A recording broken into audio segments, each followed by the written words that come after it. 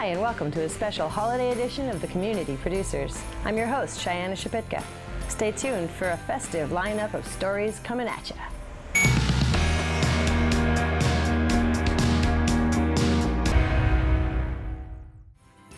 A unique holiday-themed contest is underway in the Queen City, with the goal of raising funds and awareness for community members in need in a fun and festive way.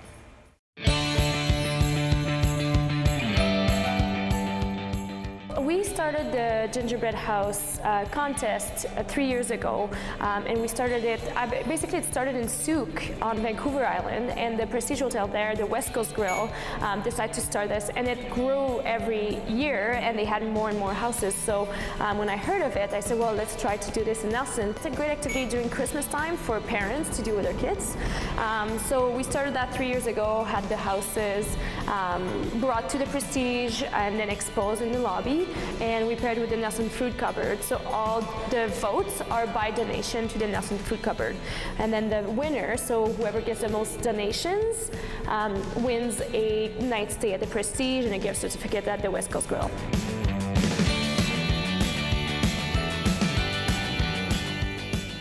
The houses this year are so different, and every year they're really different, and I think every year people put the bar a bit higher. This year we have this crazy house, it's the courthouse, but the details that are put in and the energy is incredible. Last year, just to raise the bar and just have more houses, I did one myself, and it's just such a challenge. I never thought that building a gingerbread house was so hard, and the biggest thing is just to cook the gingerbread itself, for it to be strong enough to hold, and the decoration part is the fun part, really. People push further, and that the details that people put in, and then the ideas and the creativity that comes out of those houses is incredible. It's super fun to see. It's always exciting to see a new house coming in the hotel. The whole staff gets so excited. The contest goes all the way to Breakfast with Santa, which is the 6th annual Breakfast with Santa this year, and it's grown so much since the first year because we have 300 to 400 people coming that day, and it's all by donation. All the sponsors, like Cisco and the coffee, everything is donated by local businesses, and all the volunteers are locals as well. So it's a really beautiful event. We collect thousands of money for the Nelson Food Cupboard every year. I got the idea from the Westin in Whistler, and they used to do, well, they still do, a breakfast every year at Christmas time where you bring a toy and you have a breakfast on the house. And so I changed it up and asked the food cupboard if we could do a food drive. So it's all about getting food donations and cash to fill the shelves at the food cupboard. I grew up getting hampers from the food cupboard. My mom was a single mom with 2 kids, and when I was in high school, I started helping the food cupboard in North Vancouver, in the area I grew up, and then I started helping with the Christmas hampers. And for me, I've just brought it into my adult life. It's something that's really close to my heart, and I love giving back, and I love giving back to my community, and that's one way that I just say thanks for when I was a child, remembering,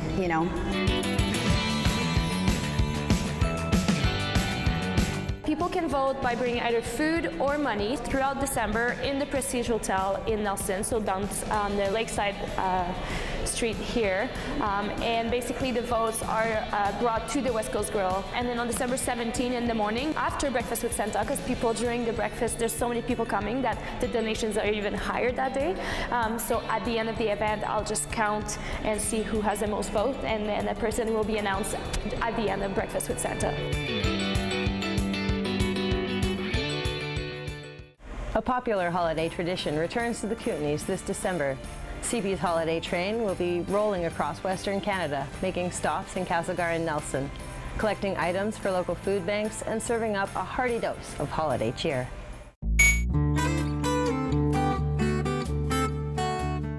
Well, this is a very exciting event, and the whole community looks forward to this. Every 2 years, the CP holiday train comes in. The idea is they start from one end of the country and they move through across the country, and the food banks of those communities that are part of the Food Banks Canada organization are mentioned, sponsored, and helped out in their drive to get food not just for Christmas, but of course all year round.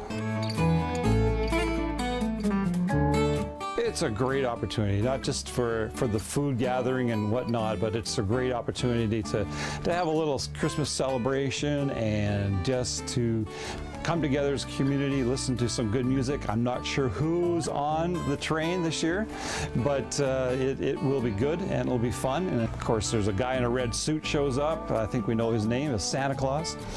He'll be there. We will have our vehicles there for people to bring non-perishable goods, food items, and we will collect those. Because we are a part of Food Banks Canada, there's a donation check presentation from CP Rail, which is really exciting for us as well. First of all, it brings awareness. It brings awareness that every community every community in Canada has need. There are those who are working poor, those who are working those low income wages jobs that just have a struggle every day. Put food on the table, those who are not working, unemployed for various reasons. So it helps bring awareness to the need that's out there, helps bring awareness of the services that food banks provide to communities. Of course, as I already said, it brings communities together just for a fun evening. I think that people understand that there is need in our community. It could be the neighbor, it could be the person you work with, it could be a relative or friend. And sometimes we don't recognize who those people are that are affected by poverty, because sometimes poverty is hidden. In Nelson, we are feeding about 1,100 people every month.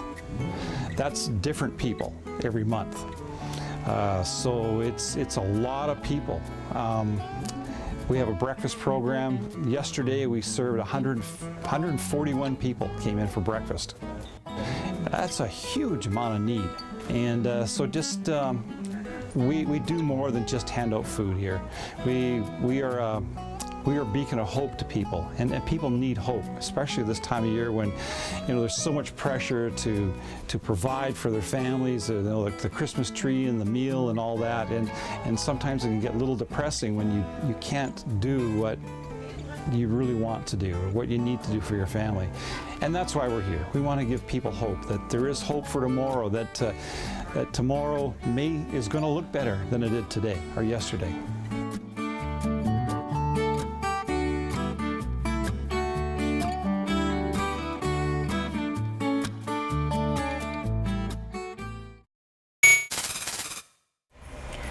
For those who have lost a loved one, the holidays can be a difficult time.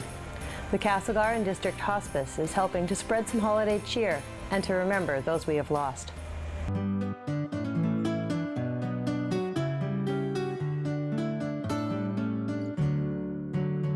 Well, we're really pleased to be back again at the Super 8, our sponsor for the 2017 Celebrate a Life.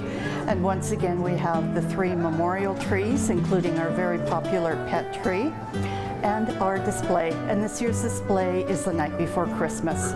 We do it over 3 days, kind of from morning till night. It's well over 150 volunteer hours to put it all together.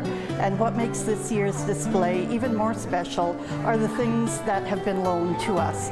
So we have a christening gown that's over 60 years old. We have some booties.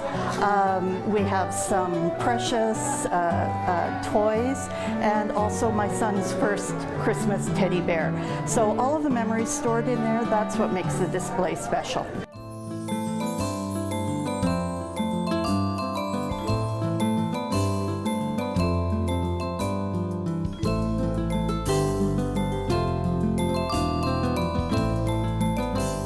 It's a place the community can come in, you can bring your kids, take a look at it, look at our memorial trees, and then go over to the Black Rooster and have a lovely meal. Anyone who has suffered a loss or is going through some problems and would like to come and fill in a memorial card, we'd certainly welcome them to come. And I'd also like to encourage anyone who is feeling like they need a little bit more support this holiday season to please contact us at the hospice office. We have support workers that can help you. We have information and toolkits. We're happy to help you handle the holidays. We offer hospice palliative services to people and their families. We do grief and bereavement support. We do community education, professional training, and lots of community workshops as well. For any loss at all, and our pet memorial tree is really the most popular of the trees that we have here. And we certainly acknowledge the impact that our pets make in our life.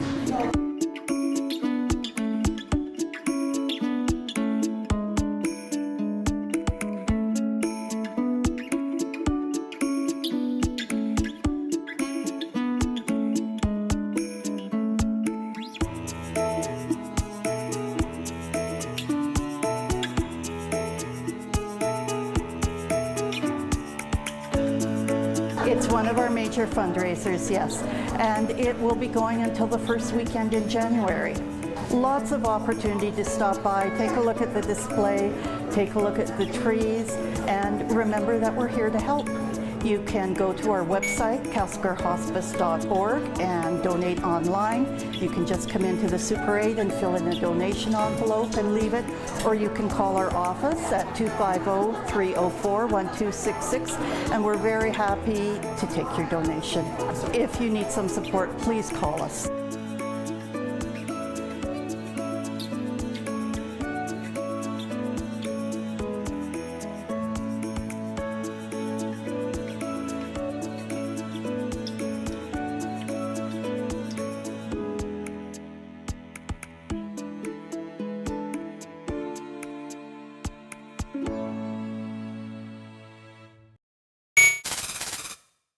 There are so many wonderful things about Christmas. The decorations and music, being with family and friends, kindness and goodwill.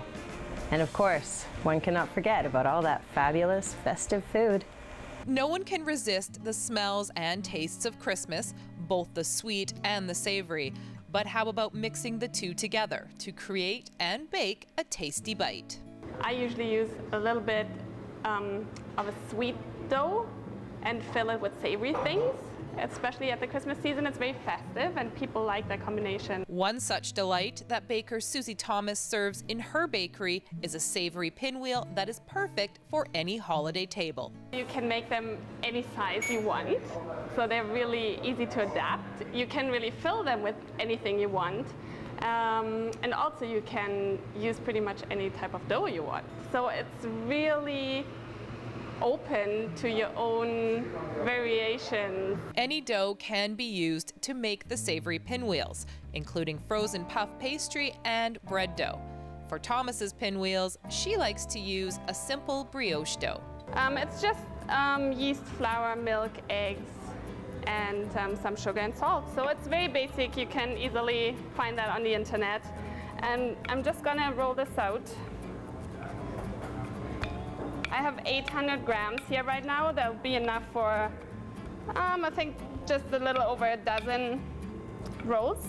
Once the dough is rolled, it is spread with a homemade olive tapenade, which is made by combining roasted red peppers, pitted Kalamata olives, sun-dried tomatoes, capers, garlic, lemon juice, extra virgin olive oil, salt, and pepper.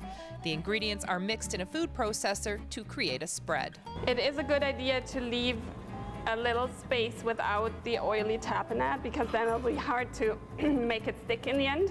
And then I like the freshness of a little bit of spinach in it, so that's what I'm gonna do next. And again, I keep this a little to the bottom so I can close the roll in the end and stick it all together. And then I like to put some brie cheese in it. And once your fillings are in, roll your dough up into a log lengthwise, working on your table slightly to seal the roll. Then, cut into slices. The final step in this process is, if you would bake them like this, they would look really pale. So we put an egg wash on, which is just like a blended up egg with a little bit of, we use cream, you can use milk or even water will work. And you just brush them before you put them in the oven. And depending on the dough you're using, you would let it rise for a little while. So this one I would probably let sit for 25 minutes now before I put it in the oven.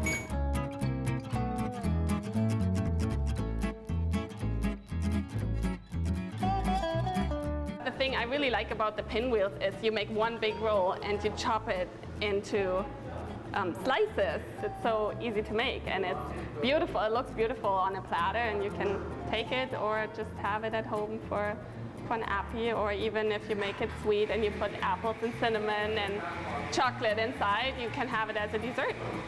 So here they are. This is a really easy thing to make and you can make it your own. You can play around and try different ingredients and have fun and happy holiday eating, I guess. This time of year, many people enjoy hopping in a vehicle and cruising some of the many festive displays out there. Up next, we check out a house just outside of Castlegar that positively glows with holiday spirit. Carol and Don Carlgren have been hard at work since November setting up their Christmas display. The couple has been collecting for over 25 years, and the reason why they do it is simple. I love Christmas. It's my favorite time of the year, and I just been collecting stuff for 27 years, and I rotate stuff, and it's just, I love Christmas.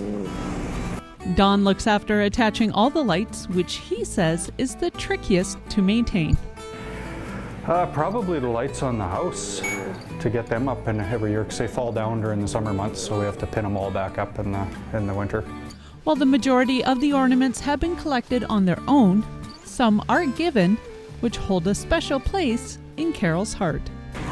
People have given me gifts for Christmas, and it's Christmas-related gifts, and I like displaying them. Like when I see things, I think, okay, that person gave me that, and it reminds me of them, and it's just fond memories. With the Christmas decorations donning the inside and the outside of the house, it's hard to pick one favorite. I think our favorite ornament would be our first Christmas together 1990 ball. That's our first married together. The couple have 7 dogs who, like all kids at Christmas, get spoiled, each with their own stockings and gifts under the tree. Oh, I think they get just as excited as most children do, yeah. So what is it like on Christmas morning? Chaos. Chaos.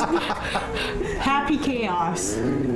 They love ripping into their own parcels, and it's hilarious. And it has to be seen. Go and open. Sometimes there's a fight. We've had a few. Yeah, we've had a few fights, but they don't stop until everything's unwrapped, and then they just crash. And for those who are curious, just how many lights do you have? Around 8,000, maybe 10,000. We're in that area anyway. Off the towers in the backyard, there's about 4,000. And then in the front, with all the decorations, I would say there's another 4,000 to 6,000 easily.